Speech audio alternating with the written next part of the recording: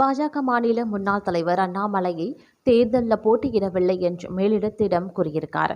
ஆனா அவரை தேர்தலில் களமிறக்க பாஜக மேலிடம் முயற்சி வந்துட்டு இருக்காங்க. இந்த நிலையில தான் கோவை கவுண்டம்பாளையம் சட்டசபை தொகுதிக்குட்பட்ட பூத் ஏஜென்ட்டாக பணியாற்ற உள்ளதாக அவர் கூறிய வீடியோ வலைத்தளங்களில் பரவி வருகிறது. இதன் மூலம் அவர் அண்ணாமலை தேர்தலில் போட்டியிடவில்லை என்பது உறுதியாகியுள்ளது. தமிழக சட்டசபை தேர்தலில் அதிமுக கூட்டணியில் பாஜக இருக்காங்க. பாஜகவுக்கு மொத்தம் 27 சட்டசபை தொகுதிகள் வழங்கப்பட்டுள்ளது. கோவை மாவட்டத்தில் சூலூர், கவுண்டம்பாளையம், சிங்காநல்லூர் உள்ளிட்ட தொகுதிகளில் ஏதாவது ஒன்றில் களமிறங்க அண்ணாமலை நினைத்தார். ஆனால் அதிமுக பொதுச் செயலாளர் எடப்பாடி பழனிசாமி அந்த தொகுதிகளை வழங்கவில்லை. கோவை மாவட்டத்தில் 10 சட்டசபை தொகுதிகள் இருக்கக்கூடிய நிலையில் கோவை வடக்கு தொகுதியை மட்டுமே பாஜகவுக்கு அதிமுக வழங்கியும் இருக்காங்க. அதிலும் கோவை தெற்கு தொகுதி பாஜக எம்எல்ஏ வானதி சீனிவாசன் போட்டியிட காய் நகர்த்தி வருகிறார். இதனால் அண்ணாமலை அதிருப்தி அடைந்தும் இருக்காரு. விரும்பிய தொகுதி கிடைக்காமல் போனதே அவரது அதிருப்திக்கு காரணம் அப்படின்னு சொல்லப்பட்டது. இதனால் வரக்கூடிய சட்டசபை தேர்தலில் அண்ணாமலை போட்டியிட விரும்பவில்லை என்று மேலிடத்துக்கு கடிதம் எழுதியிருக்கார். ஆனால் அவரை பாஜக மேலிடம் ஏதாவது ஒரு தொகுதியில் களமிறக்க நினைக்கிறாங்க. அண்ணாமலையோ கோவை மாவட்டத்தில் தொகுதி ஒதுக்கினால் களமிறங்குவேன், இல்லாவிட்டால் போட்டியிடாமல் கட்சி தொண்டனாக பணியாற்றுகிறேன் என்று மேலிடத்திடம் தெரிவித்துள்ளதாக கூறப்படுகிறது. இந்நிலையில்தான் கோவை மாவட்டத்தில் களமிறங்கும் அதிமுக வேட்பாளர்கள் அண்ணாமலையை மரியாதை நிமித்தமாக சந்தித்தனர். அப்போது அவர்கள் அண்ணாமலையின் ஆதரவை கூறினார். அப்போது அண்ணாமலை கண் வைத்து மிஸ்ஸான கவுண்டம்பாளையம் தொகுதியின் சிட்டிங் எம்எல்ஏவும் அதிமுக வேட்பாளருமான அருண்குமார், மேட்டுப்பாளையம் வேட்பாளர் சின்னராஜ், கிணத்துக்கடவு வேட்பாளர் தாமோதரன், சூலூர் தொகுதி வேட்பாளர் கந்தசாமி, கோவை தெற்கு வேட்பாளர் அம்மன் அர்ஜுன் உள்ளிட்டவர்கள் அண்ணாமலையை சந்தித்தனர். இந்த சமயத்தில் கவுண்டம்பாளையம் அதிமுக வேட்பாளர் அருண்குமார் அண்ணாமலையிடம் ஆதரவு கோரினார்.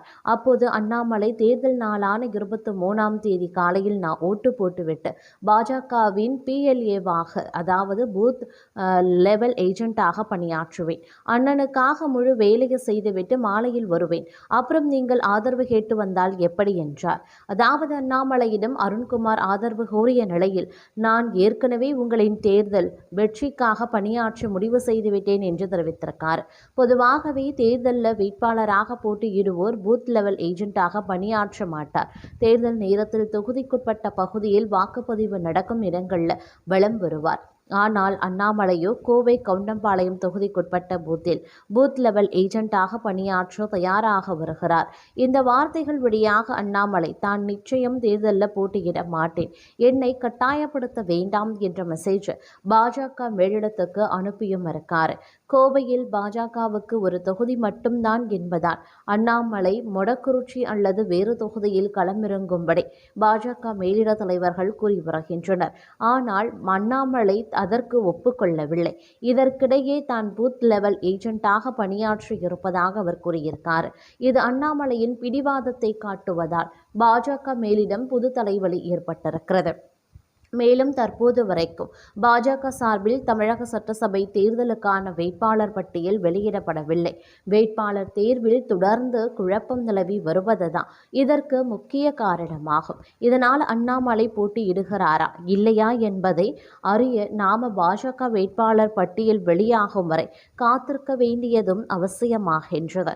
இது ஒருபுறம் நடந்து கொண்டிருக்க, மற்றொரு புறம் தமிழ்நாடு சட்டம் ஒழுங்கு பொறுப்பு டிஜிபியாக இருந்த வெங்கடராமனை தேர்தல் ஆணையம் அதிரடியாக மாற்றியுள்ளது பல விவாதங்களையும் ஏற்படுத்தியும் இருக்கின்றது. சட்டம் ஒழுங்கு புதிய டிஜிபியாக சந்தீப் ராய் ரத்தோர் நியமனம் செய்யப்பட்டிருக்கார். இவர் நள்ளிரவிலேயே பதவியேற்றார்.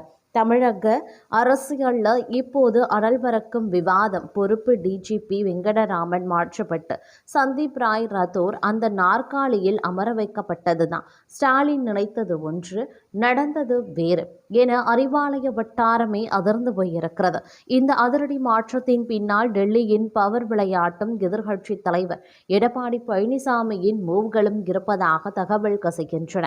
கடந்த 2025 ஆகஸ்ட் 31ஆம் தேதி தேதியுடன் சங்கர் ஜிவால் ஓய்வு பெற்ற போதே புதிய டிஜிபி நியமனம் நடந்திருக்க வேண்டும்.